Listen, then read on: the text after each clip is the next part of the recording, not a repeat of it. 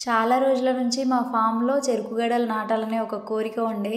So, మొన్న 26థ్ జనవరి తోటి అది తీరిపోయింది. అయితే సంక్రాంతి అయిపోయిన తర్వాత మా ఊరి పక్కన జాతర జరుగుతది. అక్కడ చాలా చెరుకు గడలుంటాయి. వాటిని చూడంగానే నాకు ఫామ్‌లో నాటాలనే కోరిక గుర్తొచ్చిందనమాట. సో, వెంటనే ఒక పెద్ద చెరుకు గడ తీసుకొని ఫామ్‌కొచ్చేసిన.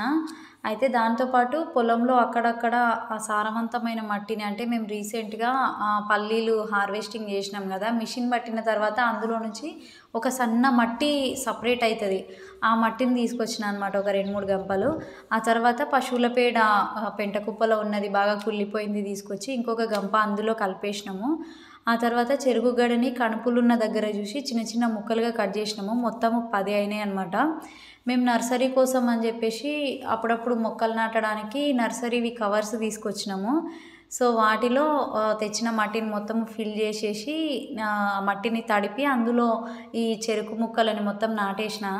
అయితే ఇది ప్రాక్టికల్‌గా ఫస్ట్ టైం నేను నాటడం చెరుకు గడలని. అంటే ఇంతకుముందు చాలా ప్లాంట్స్ నాటినా గానీ, అంటే స్టెమ్ కటింగ్స్ గానీ, సీడ్స్ గానీ నాటినా. కానీ చెరుకు గడలు ఇదే మొదటిసారి నాటడము. ఎట్లా మొలుస్తాయో చూడాలి. మొత్తము 10 కవర్స్‌లో నాటినామనమాట. ఎన్ని మొలకెత్తుతాయో చూడాలి.